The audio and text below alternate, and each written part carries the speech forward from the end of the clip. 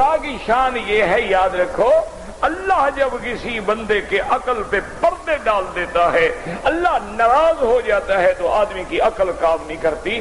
اب دیکھیں اولیاء اللہ کو اپنے ہاتھ سے غسل دیتے ہیں، خود کفن پہناتے ہیں، خود میت کندھے پہ اٹھاتے ہیں، خود جنازہ پڑھتے ہیں، خود قبر کھودتے ہیں، خود دفن کرتے ہیں۔ جب دفن ہو جاتے ہیں مشکل کشا ہے۔ یعنی دنیا میں کوئی عقل ہے؟ اللہ نے عقل دیا ہے کہ نہیں دیا ہے؟ گھاس بنا ہوا ہے، وہ بھائی جن کو غسل ہم نے دیا، کفن ہم نے دیا، جنازے میں کھڑے ہو کے دعائیں ہم نے کی، اللہم اغفر لحینا ومیتنا وشاہدنا وغائبنا، ہم ان کے لیے دعائیں مانگتے رہے۔ قبریں ہم نے کھودی، قبر میں ہم نے رکھا، مٹی ہم نے دی، اوپر سنگ مرمر ہم نے لگوائے، روزے ہم نے بنائے۔ جب کام پکا ہو گیا تو اب ہماری مشکلیں حل کرنی شروع کر دی ہیں انہوں نے۔ عجیب بات، لیکن عقل پہ پردہ ہو، جس کو کہو گے کہے گا دیکھا وہاں بھی ہے، اے جی پیروں کو مانتے نہیں۔ اور جی مجھے بتائیں کس پیر نے کہا ہے کہ میری قبر پہ سجدہ کرو؟ کسی ایک پیر کا حوالہ تو دو۔ کس اللہ کے ولی نے کہا ہے کہ ہماری مزار پہ روضے بناؤ؟ اگر ہمت ہے کسی میں 1400 سال کے اندر صحابہ سے لے کر آج کے زمانے تک، صحابہ، تابعین، تبع تابعین، اولیاء اللہ، ایک اللہ والے ولی سے یہ آپ ثابت کر دیں کہ انہوں نے کہا ہو کہ جب میں فوت ہو جاؤں تو میری قبر پہ مزار بنانا، روزہ بنانا، منتیں ماننا اور چادریں چڑھانا، اور میری قبروں پہ آ کے اٹے گھٹے ذبح کرنا، اور میری قبروں پہ آ کے ایک جگہ اسی پیر کا لکھا ہوا دکھا دو تب بھی میں تمہارے ساتھ۔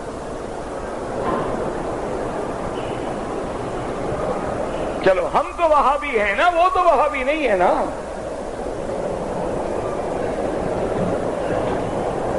حضرت خواجہ غلام فرید رحمت اللہ علیہ جو کوٹ مٹھن کے علاقے کے بہت بڑے پیر گزرے ہیں، اس سے کسی آدمی نے آ کے مسئلہ پوچھا کہ حضرت ہم نے سنا ہے کہ اللہ کے اولیاء جو ہیں، اللہ کے ولی جو ہیں، غوث قطب ابدال جو ہیں، ان کو علم غیب کا پتہ ہوتا ہے۔ آپ نے فرمایا بھائی علم غیب خاصہ خدا است و خاصۃ الشیء لا یوجد فی غیرہ، علم غیب اللہ کا خاصہ ہے، اللہ کے سوا کسی کے پاس علم غیب نہیں۔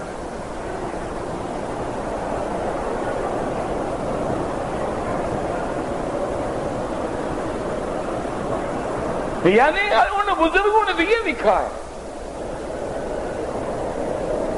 ان بزرگوں نے تو اپنی عبادت کی جگہ کو چھپایا ہے کہ کہیں سجدہ نہ ہو جائے۔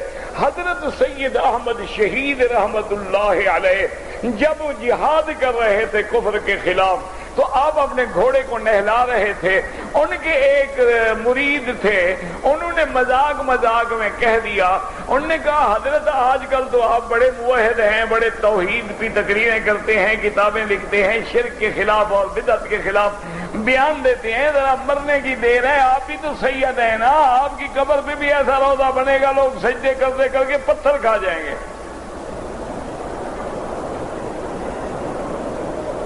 پتہ نہیں آپ کسی جوش میں کھڑے تھے، فرمایا بھائی اللہ سے دعا کرتا ہوں نہ فقیر کی قبر کا پتہ ہوگا نہ کوئی شرک کرے گا۔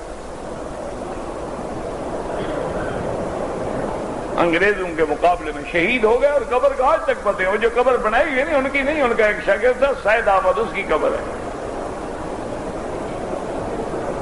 حضرت علی ہجویری رحمت اللہ علیہ کی جو مزار بنائی حضرت داتا صاحب کی، حضرت کی قبر نہیں ہے، حضرت کی قبر تو شالامار باغ کی دیوار میں ہے۔ یہاں حضرت عبادت کرتے تھے، بیٹھتے تھے، اللہ نے محفوظ رکھا ہے ان کو شرک سے، اللہ نے ان کو سجدہ گاہ بنانے سے بچا لیا۔ جیسے حضور نے دعا فرمائی تھی کہ اللہم لا تجعل قبری وثنا یعبد، میرا اللہ میری قبر کو بت نہ بنا دینا کہ لوگ آگے سجدے کرتے رہیں۔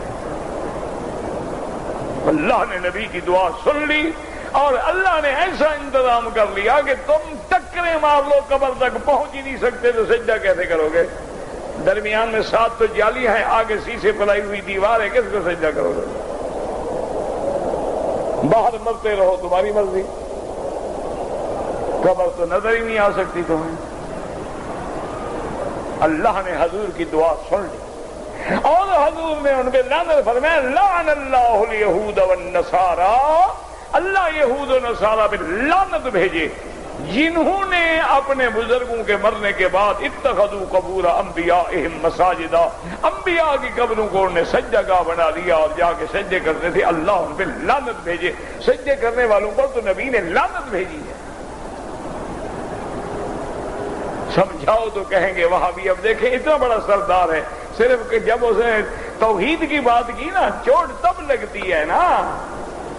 یہ جو میٹھی میٹھی تقریریں ہیں نا، اس سے کسی کو کچھ نہیں ہوتا۔ لوگوں کو کہتے ہو جی نماز پڑھی کرو، روزہ رکھا کرو، کلمہ شریف پڑھا کرو، کہنا ٹھیک ہے، اس پہ نہیں جھگڑا ہوتا،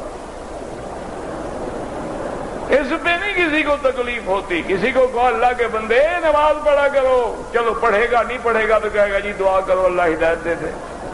جب کسی کو کہو گے قبر پہ سجدہ نہ کیا کرو، اب دیکھا وہاں بھی آ گیا، اب جھگڑا یہاں سے شروع ہوا۔ جب قل یا ایھا الکافرون لا اعبد ما تعبدون، جب لا کی تلوار چلے گی تو لڑائی آئے گی۔ جب یہ ہو کہ جناب ٹھیک ہے آپ بھی کرتے رہیں ہم بھی کرتے رہیں گے، یار مہربانی کرو تم ہمارے مدرسے کو کچھ نہ کہا کرو، ہم تمہارے عرس شریف میں کوئی گڑبڑ نہیں کریں گے، ٹھیک ہے، سمجھوتا ہو گیا، کام بن گیا۔ اور یار تم بھی تو جلوس نکالتے ہو نا میلاد النبی کا، ہم بھی نکال لیں گے حضرت حسین کا۔ دوسرا آئے گا وہ کہا کہ یار ہم کسی پیر کا نکال لیتے ہیں، اپنا اپنا کام ہے، تم اس گلی میں آ جاؤ ہم اس گلی میں آ جاتے، اکٹھے ہو کے شربت پی کے گھر چلے جائیں گے، مجال لڑائی ہو۔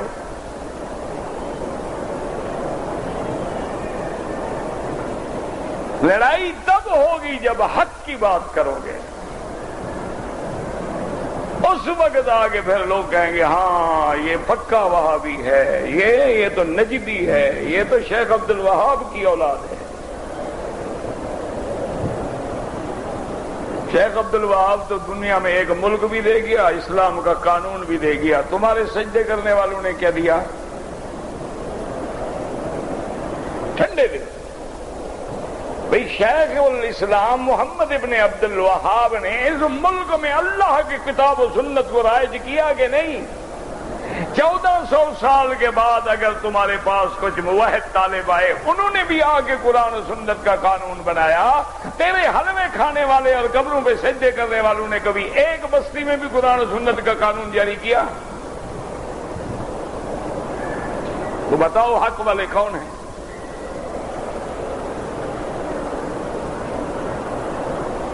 ایک ہے لڑائی کرنا، اب لڑائی کا تو کسی کے پاس علاج ہے نہیں، لڑائی تو جاہل کر سکتا ہے۔ آپ نے فرمایا لا لا ولا عزا اسلموا